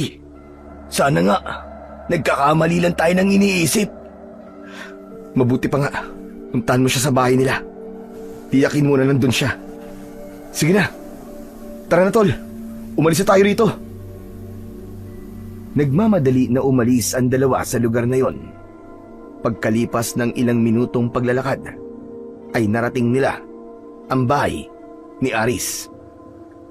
Roy, kailangan kong tulong mo. Mukhang tama si Lolo Igme. Batay sa katawan ng biktima kanina, magsisimula na ang mga gabunan. Hikayatin mo ang mga tao na maging handa sa pagsalakay ng mga aswang mamayang gabi. Pero tol, paano kung di sila maniwala sa akin? Anong gagawin ko? Di bali tol, ang mahalaga, pinaalalahanan natin sila. Kailangan natin magsakripisyo, alang-alang sa kaligtasan nilang lahat. Agad na sumunod si Roy sa sinabi ng kaibigan niyang si Aris. Naiwan naman siya na nagbabad ng palaso sa langis na may kabal. Pagkalipas ng ilang oras, ay sumapit na ang gabi. Sunod-sunod na katok sa pinto ang narinig ni Aris, kasunod ng pagtawag sa kanya ni Roy. Tol! Tol, bilis! Buksan mo ang pinto! Tol! Kasama ko si Lolo Igme! Buksan mo to! Agad na pinagbuksan ni Aris ng pinto ang dalawa, saka pinapasok sa loob ng bahay. Oh, bakit po kayo naparito, Lolo Igme? Pinuntahan ako ni Roy at ipinaalam niya sa akin ang mga plano mo. Ngayon na ang tamang oras, Aris. Magbabantay tayo sa kakahuyan. Natipon na rin ni Roy ang ibang mga kalalakihan na nakakita sa mga gabunan. Ang iba ay nawalan din ng mga mahal sa buhay sa sementeryo. Mabuti naman po kung ganun. At teka, sandali lang po, Lolo Igme. Si Tirso po, nakausap na po ba ninyo? Ako nagpunta sa bahay ni Tirso, Aris. Pero nakasarado ang kanilang pinto eh. Mukhang masama pa rin ang loob niya sa atin. Pabayaan niyo na lamang siya. Sige. Tara na po. Kailangan na po nating umalis. Kung ganon, ay tayo na. Umalis na tayo. Uminom muna ng alak si Aris bago lumabas ng bahay. Tinahak nila ang daan papunta sa loob ng kakahuyan. Kagaya ng mga napag-usapan, na natili sa loob ng bahay ang lahat ng tao, habang ang mga kalalakihan ay gising at nakabantay sa posibleng pag-atake ng mga aswang na gabunan. Samantala, sa pagpapatuloy naman ng pagbabantay ng tatlo sa kakahuyan, ay bigla silang nakaamoy ng hindi magandang singaw ng hangin na parabang nabubulok na karne. Ito na ang sinasabi ko. Maging alerto kayo sa paligid. Nararamdaman ko na malapit lang sila rito. Roy, kahit na anong mangyari, ay wag na wag kang lalayo sa amin ni Aris. Nagkakaintindihan ba tayo? Kahit papano, ay magagamit mo ang itak laban sa gabunan dahil may langis siya ng kabal. Mag-iingat kayo. Opo, Lolo Igme. Habang pinakikiramdaman nila ang kanilang paligid, ay bigla na lamang dumating si Tirso. May dala din itong itak at handa na rin na tumulong sa kanila. Hindi ko akalain na hahabol ka sa amin dito, Tirso. Akala ko ba masama ang loob mo sa amin? Bakit nandito ka? Kalimutan nyo na yun. Isa pa, matitiis ko ba kayo? Mga kaibigan ko kayo. Lalaban ako sa mga aswang kahit wala akong kabal. Matapang kaya ako. Sus, hanggang dito ba naman? Dinala mo pa rin yung kayabangan mo na yan? Pambihira ka talaga, oo. Hindi ka na nagbago. Tama na yan. Baka kung saan lang mapunta ang usapan na yan eh. Ang mabuti pa, pakiramdaman nyo na lamang ang paligid. Huwag kayo masyadong maingay. Kayong dalawa, Roy at Tirso, huwag na huwag kayong pakakalbot sa mga gabunan na. Alalahanin ninyo na wala kayong proteksyon sa katawan. Wala kayong kabal. O siya, sige. Tara na. Doon tayo sa bandaron na malapit sa kakahuyan. Mas lalong nilakihan ni Aris ang paghakbang, habang unti-unti rin ang paglapit ng mga naririnig nila na kaluskos sa kanilang paligid. Sinubukan ni Aris na hilahin ang tali ng pana. Itinutok yun sa kakahuyan. At sa pagkakataon na yun, biglang lumitaw sa kanilang harapan ang napakaraming gabunan na nakatayo sa unahan lamang ng kanilang dinaraanan. Nagpakawala kagad ng palaso sina Lolo Igme at Aris. Tumama yon sa noo ng isang gabunan. Bumagsak ito sa lupa habang nagkikikisay ang katawan. Sinamantala nina Aris at Lolo Igme ang pagkakataon na natakot ang mga aswang sa kanilang ginawa. Sumugod sila sa mga ito kasama sina Roy at Tirso. Nakipagpambuno sila sa mga gabunan. Bawat tamaan ng kanilang palaso ay bumabagsak ang mga ito sa lupa. Ilang segundo lang ang lumipas ay agad na natunaw ang katawan ng mga gabunan hanggang maging kulay itim na likido. Maghiwalay tayo, Aris. Hindi tayo makakalaban sa kanila na maayos kung magkasama tayo. Madali nila tayo matatalo. Ikaw naman, Roy, sumama ka sa akin. Ikaw, Tirso, kay Aris ka sumama. Mag-iingat kayo. Opo, Lolo Igme. Nang humiwalay sa kanila ang dalawa, ay nagsimula naman sina Tirso at Aris sa pagharap sa iba pang mga gabunan. Kaya lang, may biglang dumating na isang lalaki na walang kaalam-alam na meron palang mga gabunan sa paligid. Yun ang isa sa mga tao na hindi naniniwalang may aswang sa kanilang baryo. Ngunit huli na para mailigtas nila ang buhay ng lalaki. Agad na sinakmal ng gabunan ang ulo nito habang nagkakakawag ang katawan. Hindi na nag-aksaya ng oras si Aris. 2 palasok agad ang tumama sa katawan ng gabunan na kumain sa ulo ng lalaki. Bumagsak ito sa lupa. Dala ng galit ng binata, nilapitan niya ito at malapitan na pinana ang noo. Tumagos yun hanggang sa lupa. Aris! Sa likod mo! Biglang napalingon si Aris dahil sa yabag ng paa ng gabunan na aatake sa kanyang likuran. Agad niyang binunot ang palaso sa katawan ng aswang na nakahiga sa lupa. At yun ang ginamit niyang pansaksak sa papalapit na gabunan. Itinarak niya ang talim ng palaso sa mismong noo nito. Umangil ng masakit sa tenga ang gabunan hanggang sa tuluyang natunaw at naging kulay itim din na likido. Nang mawala ang ingay ng mga kalaban, isa-isang inipon ni Aris ang mga palaso para gawing bala ulit. Maya-maya pa ay napansin niyang lumapit na rin sa kanila sina Lolo Igme at ang kaibigan niyang si Roy. Habang habol ang hininga, akala nila ay tapos na ang laban ng mga sandaling yon. Subalit nagulat sila nang makita ang 3 nilalang na biglang lumitaw mula sa madilim na bahagi ng kakahuyan. Nanlaki ang mga mata ni Aris nang makilala ang kanyang mga magulang. Diyos ko! Nay! Tay! Lolo Igme! Ano po nangyari sa kanila? Bakit naging ganyan po ang mga itsura nila? Nay! Tay! Huwag ka maingay. Kagaya ng mga sinabi ko sa simula pa lang, Aris, binuhay sila ng pinuno ng gabunan. At kung nandito sila, marahil nasa paligid lang ang pinuno nila at nakamasid sa atin, naghihintay ng tamang oras para umatake. Ano pong gagawin namin, Lolo Igme? Walang ibang paraan, kundi ang labanan sila.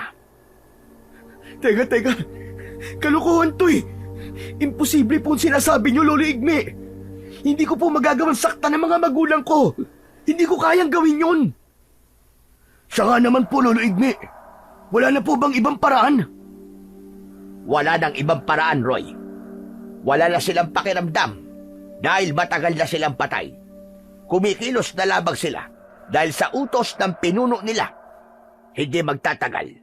Magiging halimaw na rin sila kagaya ng gabunan.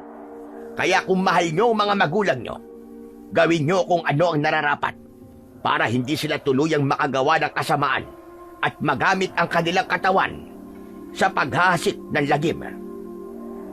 Teka, imposible yun eh. Hindi ko kaya. Hindi po talaga maaari ang gusto nyo, Lolo Igme. Hindi ko kayang gawin yun sa mga magulang ko. Pero hindi na sila ang nanay at tatay mo, Aris. Kampon na sila ng kadiliman.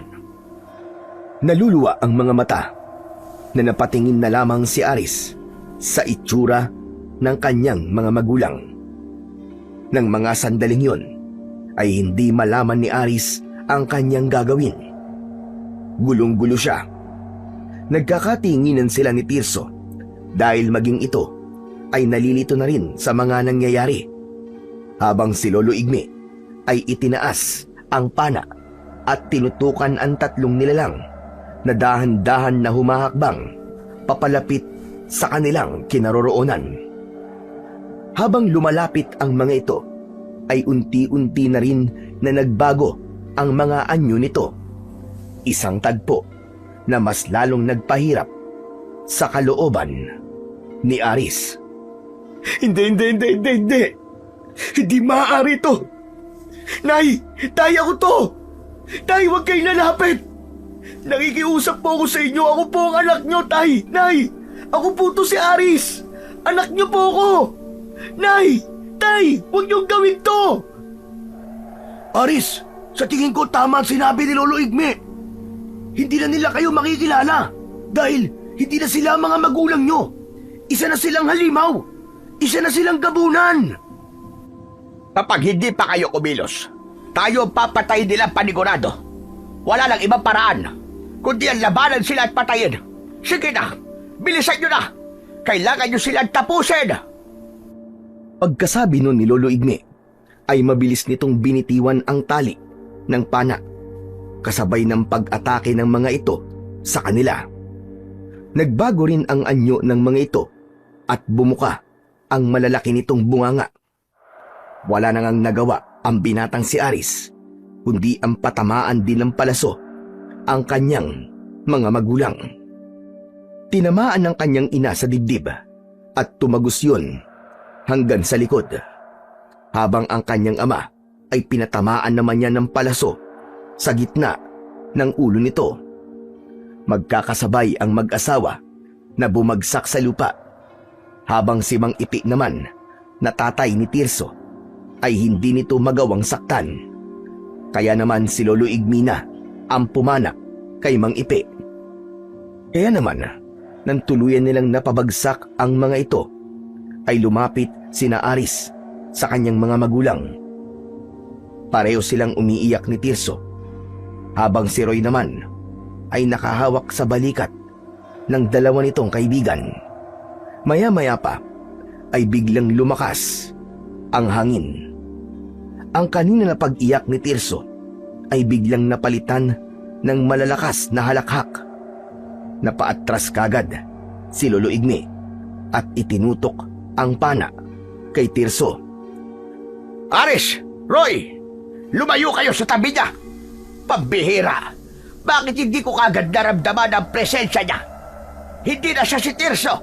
Siya ang pinuno ng mga gabunan! Bilisan niyo! Lumayo kayo sa kanya! Papatayin kayo dyan!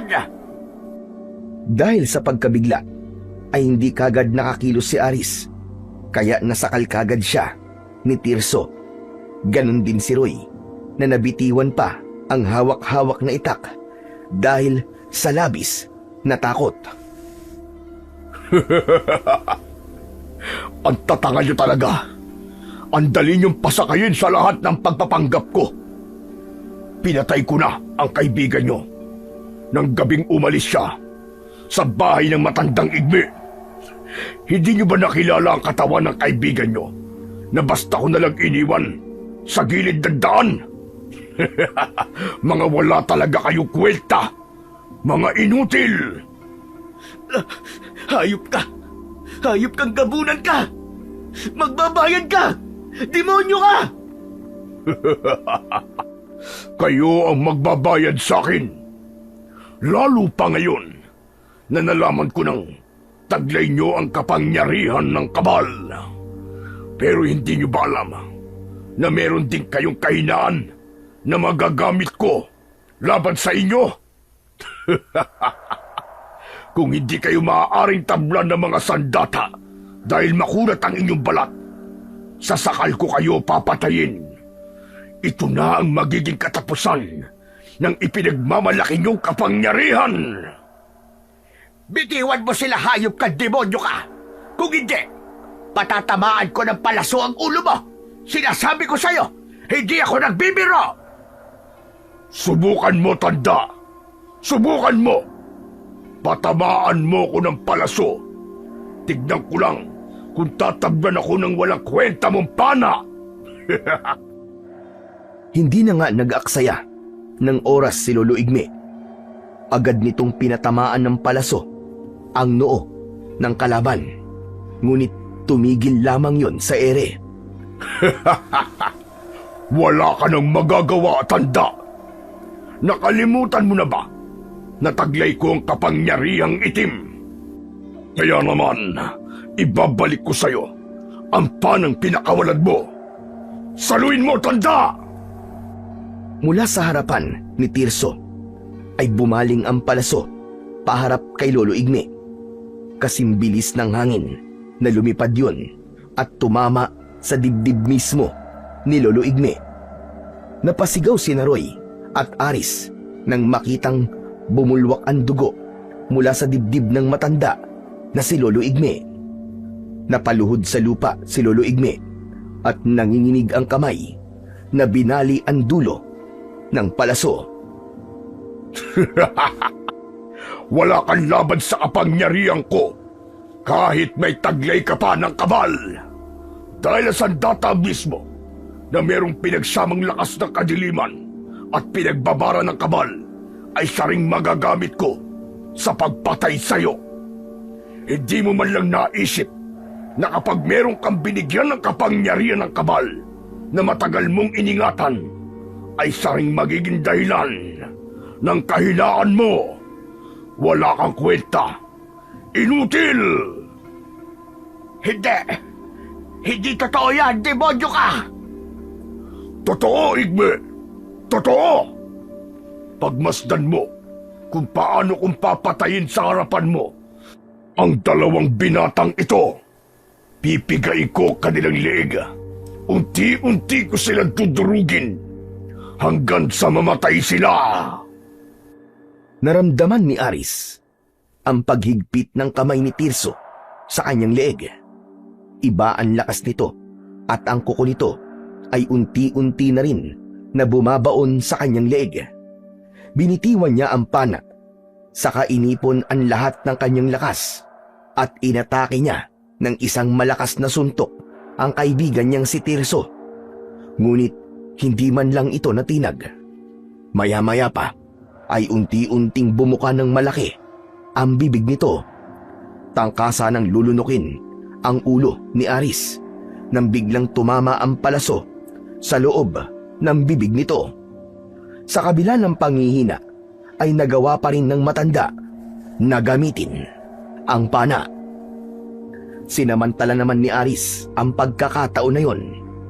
Binunot niya kagad ang palaso mula sa bibig ng halimaw at inulit-ulit ang pagsaksak sa mismong noo ng pinuno ng mga gabunan.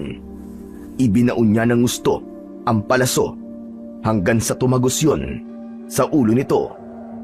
Nabitiwan sila nito at bumagsak sila sa lupa. Mabilis na bumangon si Aris. Dinampot niya ang nabitiwan na pana at agad na pinana ang nakaigang pinuno ng mga gabunan. Inubos niya ang palaso sa katawan nito hanggang sa tuluyang malusaw at maging kulay itim na likido. Aris! Aris, tol! Tumayo ka, dali! Si Lolo Igme! Masama ang tama niya! Saka lang naalala ni Aris ang nangyari kay Lolo Igme. Agad nila itong nilapitan at inalalayan na makatayo. Lolo Igme! Lolo Igme! Tol, Lolo Igme, kailangan niyo sumama sa akin. Gagamutin ko po kayo. Ayos lang ako, Aris. Salamat sa'yo. Salamat. Napatay mo sa wakas ang pinuno ng mga gabunan. Huwag kayo mag-alala. Kapag nalagyan na ng langis ang sugat ko, mawawala rin ito at tuluyan ding gagaling. Mabuti naman po kung ganun. Sige po, kumapit po kayo sa akin. Inalalayan ng magkaibigan ang matandang si Lolo Igme. Saka umalis sila sa lugar na yon. Paglabas nila ng gubat, tumambad sa kanilang paningin ang nangyari sa kanilang baryo.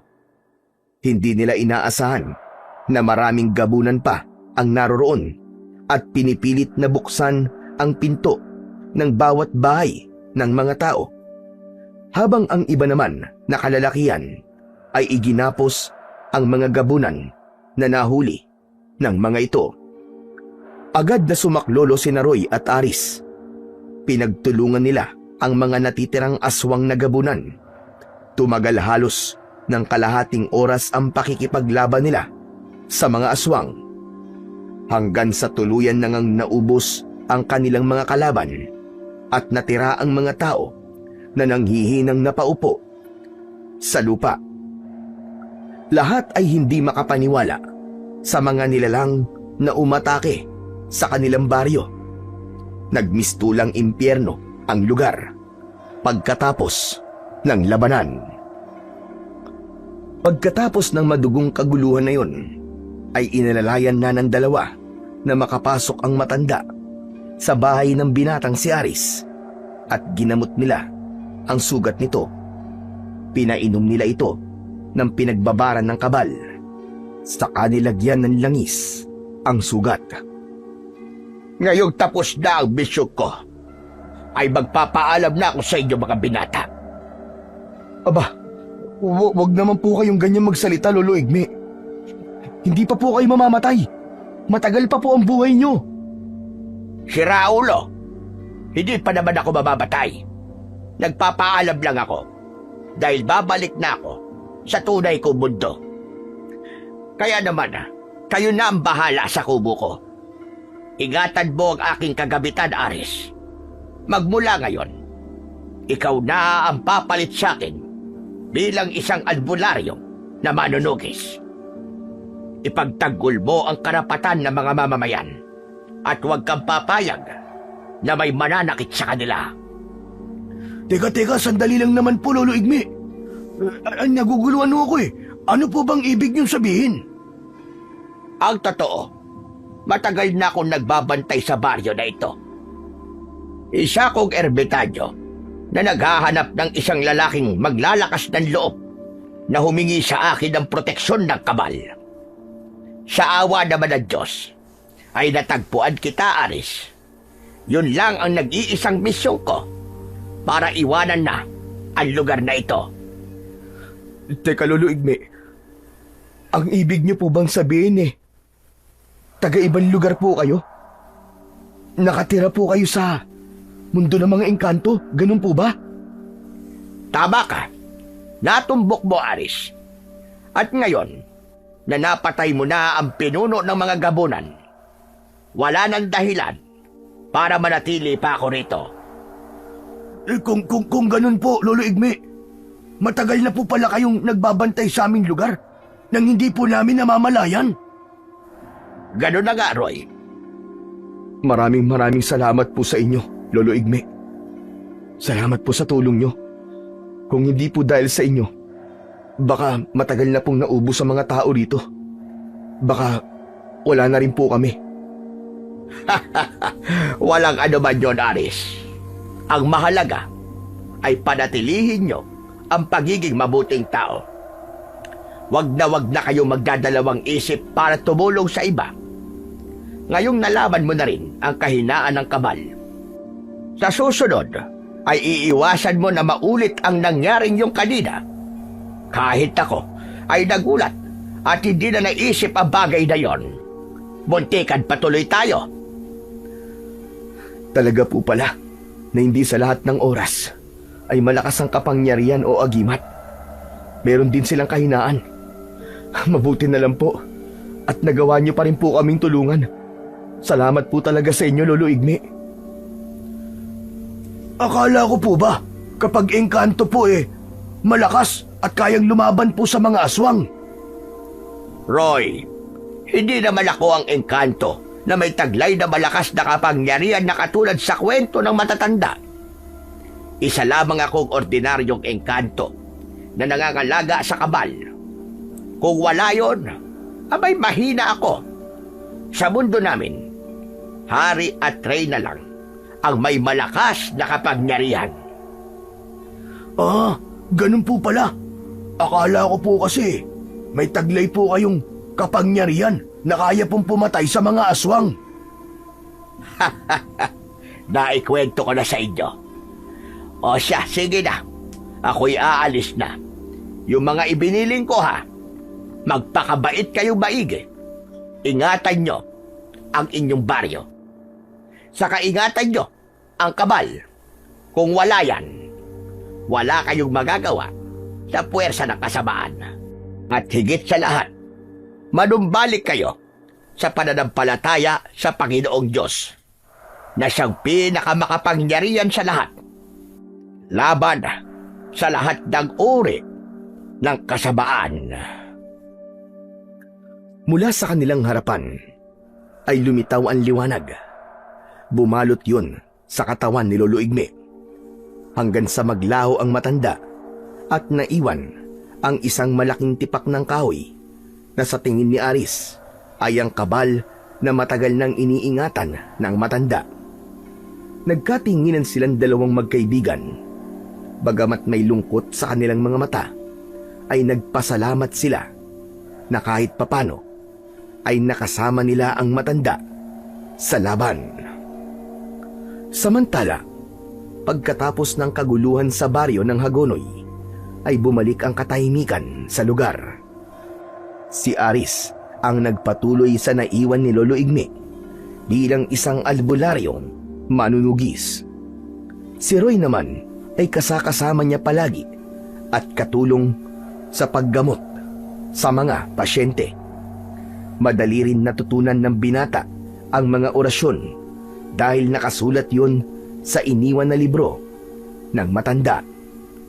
Sa kasalukuyan ay may asawa at mga anak na si Aris. Nakatira sila sa bahay ni Lolo Igme. Masayang namumuhay kasama ng kanyang pamilya.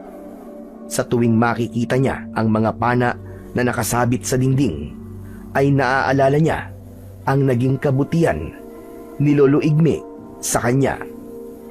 Habang ang kaibigan naman niyang si Roy ay nagpatuloy sa pag-aaral at ngayon ay isa ng ganap na pulis. Si Aling Corina naman, na nanay ni Tirso, ay umalis sa baryo nang malaman ang nangyari sa anak, hanggang sa tuluyan nang nawala ang kwento tungkol sa mga gabunan na sumalakay noon sa baryo ng Hagonoy.